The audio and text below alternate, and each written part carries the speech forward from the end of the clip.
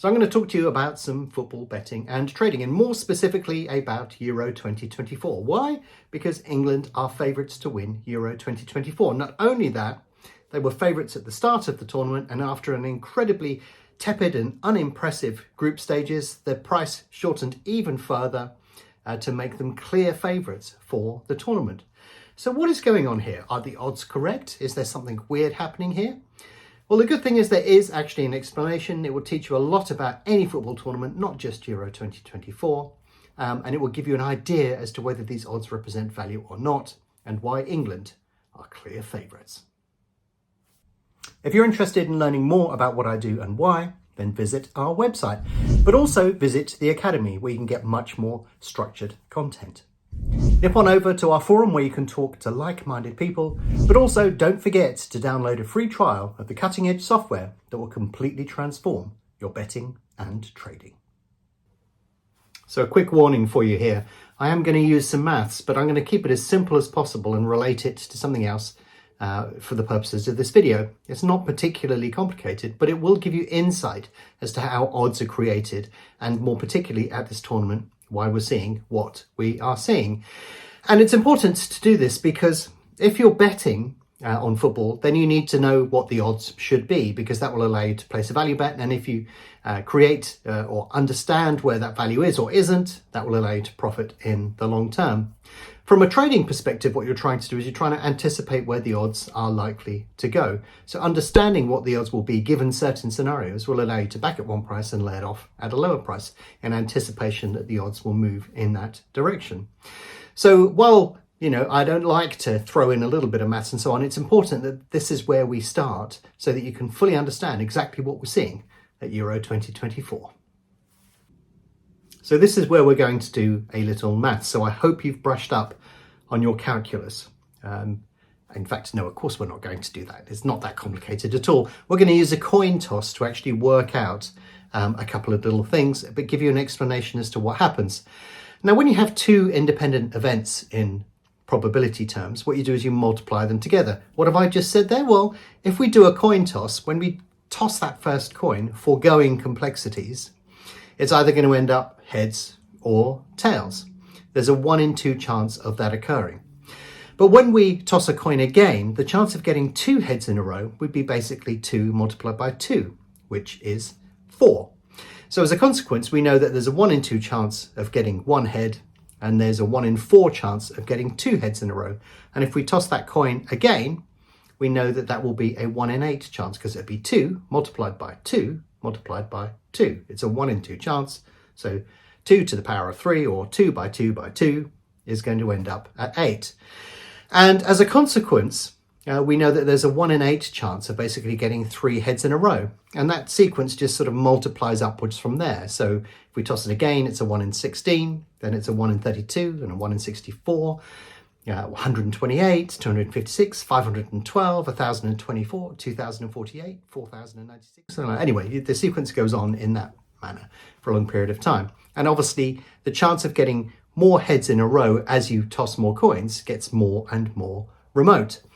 But fundamentally speaking, it's a basic piece of probability. When you toss a coin, it's 50-50. And if you want to see what the chance of those two things occurring together is, then you multiply one by the other. And if the sequence extends itself, then you just multiply it again and again and again and again. So how does this relate to football? Let's have a look at the odds that England were at to win all of their group stages, because we can see the individual odds on each of those matches, and we can actually work out the probability of them winning, not winning, drawing, or whatever of each of those individual matches. So let's have a quick look at that. So for every major tournament, whether it be domestic or international, I have a spreadsheet which has all of the results in it and various other bits of data, including the odds. And this just allows me to compare different tournaments. I get an understanding of how they vary and things that are going on, and sort of potential angles from within there. But the most important thing we have in here are the odds, and we can use these to work out a few things about how England have played at the current tournament. So I've arranged the spreadsheet here so that you can see that we've got just the England matches, and we've also got the odds, and I put them in this neat little table for you so you can understand what I'm doing. But these are the odds on England winning these individual matches. and these convert into an implied probability, an implied chance of these amounts. So at 135 you do 1 divided by 135, and you can see that's where that 74% comes from. So these are the chances of England winning those matches. So the chance of England winning all of those matches would simply be these values applied together. So if we look at this, there was basically a 25%, nearly 26% chance of England winning all of their group stage matches, which of course they did not do. They won the game against Serbia, but they didn't win against Denmark and Slovenia. So you can do the opposite here. You can say, what are the chances of England winning, which is this column. And then we can say, what are the chances of England not winning, which is the opposite. It's 1 minus 64, 65%. So we can actually multiply these two together. So we can say, what are the chances that England wouldn't win against Denmark and Slovenia? And you can see that comes out at 11.4%, 11.84%. So it's basically saying there was a 90% chance that England would win one of these two games, but the fact is they didn't. So hopefully you can see what we did there. We multiplied lots of different scenarios together to tell us the chance of something happening or not happening, as the case may be. And that is the way that you would work with those odds, is you would basically convert those odds into a probability, and then you would multiply those together to come up with all of those different scenarios. And where we find ourselves now is that England are in the round of 16 of Euro 2024, which means that they are 4 matches away from the ultimate glory of winning the title. So what chance do they actually have of achieving that? Well, let's use the same sort of calculation to make an estimate as to where those odds should be and what chance England have of winning Euro 2024. So the first stage we've got to do is see how the progression through the tournament works. And every year during these major tournaments, somebody comes up with a great spreadsheet. So I will give a shout out to Herman Baum, who created this one, which just allows you to enter in the details, and it will tell you which group they end up in and how the progression goes from there, which is brilliant. Somebody always does this, so I never bother doing this any longer myself. So thank you very much to anybody that ever does this in the future. But you can quite clearly see that England are on this side of the draw, and this defines their path to the final. And if they want to get to the final, they're going to have to beat any of these teams here: Romania, Netherlands, Austria, Turkey, Switzerland and Italy, not forgetting the match that they're going to play next. And on the other side of the draw, you can see that this is much harder. So in order for Spain, Germany, Portugal, Denmark, France, Belgium, any of those to get to the final, they're going to have to play some quite difficult opponents. So that forms an opinion immediately on the sort of odds that England will be in each of their individual matches. And when we start plugging that in, that gives us the basis on which we can start to project forward. Now, it is possible to do every single combination of these, but we're going to keep things simple in this video just to give you a rough idea, because that will be good enough for the purposes of what we want to achieve. So yeah, now we know the path to the final, we can begin to set some of those odds. So we can now project odds forward to understand what are the chances of England's glory. And you can see we're in the round of 16 now, then 8, 4 will be the semi-final, and then 2 will be the final. And we're lucky in that we already have the odds available via a variety of sources on the chance of England winning against Slovakia. So you can see the odds on the match odds market for an England winner, 145. And you would simply go into the next one and you'd sort of say, well, I think it's probably going to be Italy in the next round, so that will be odds of 2. Then you can say the next round after that, maybe we're going to face a slightly weaker team, so that's going to be odds of 1.7. We reach the final where we're playing Spain or Germany or something like that, and therefore the chance of winning that much is a little bit less. Maybe we'll go 2.5 or something like that, because however you want to do it, well, we could enter 3, whatever. You can see, because the spreadsheet is updating, this is giving us all of the information that we need and showing us how the odds are constructed.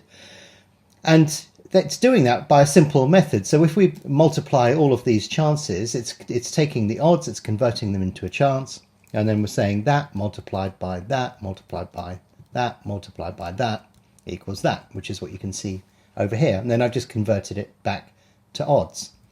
So you can see that if we followed this path through the tournament at these particular odds, this would give England an 8% chance of winning, which would be odds of 12. Now, if we actually look at the odds at which England are to win the tournament, you can see that they are way, way shorter than that. And you're sort of thinking, well, surely it's a value lay. It probably is, but there's a very distinct reason for that. And that is that when you look at doing the odds on knockout matches, it's different from what you would do in a group stage, because you're really interested in the to qualify odds. And if we look at the to qualify odds in England v Slovakia, we can see that they're priced around sort of 120-ish. So we'll be pessimistic and say 125. And therefore, on each of these matches, the difference between winning the match in 90 minutes and winning the match after extra time and penalties is very different.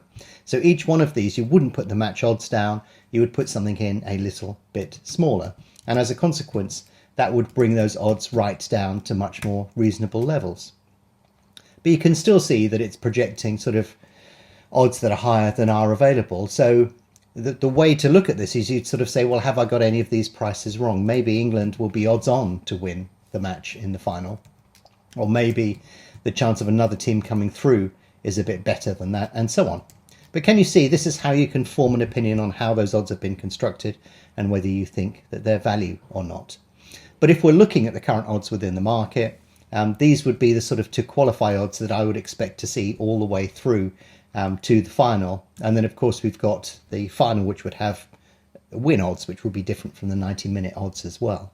But fundamentally speaking, this is how you can project forward to find out whether the odds on England winning the Euros is actually reasonable value or not. And based upon the odds that I've put in here, this is roughly around where the odds are within the market. So this is what the market is sort of projecting. So at the beginning of my betting career, I would look at a set of odds and I would think, well, where did they come? Was there somebody just going, or was there a scientific process in there? And the fact is, there is a process that goes behind all of those sets of odds. And in this video, that is what I've showed you. The chance of England winning Euro 2024 is based not upon what they have just done in the group stages, or not significantly. It's based more upon what chance they think they've got of winning those remaining matches. And then all of those have been multiplied together, converted into odds, and that is what you have seen. And you can do this throughout the remainder of the tournament on the other teams as well. The other teams are priced at a higher odds simply because they're all grouped together and they're going to have to beat each other to get to the final. But hopefully in this video I've been able to show you the detail behind how you would calculate all of this out. This is relatively easy to do, but some sports and certain scenarios are a little bit harder to do. But that's why we have specialist tools in BetAngel like Soccer Mystic for football and Tennis Trader for tennis. Doing the same calculation on tennis is almost impossible in a simplistic form, and that's what Tennis Trader does. So you should check it out if you don't know about that particular tool. But I hope that this video has been useful for you, and if it has, give me a like, and just the best of luck with all of your betting and trading.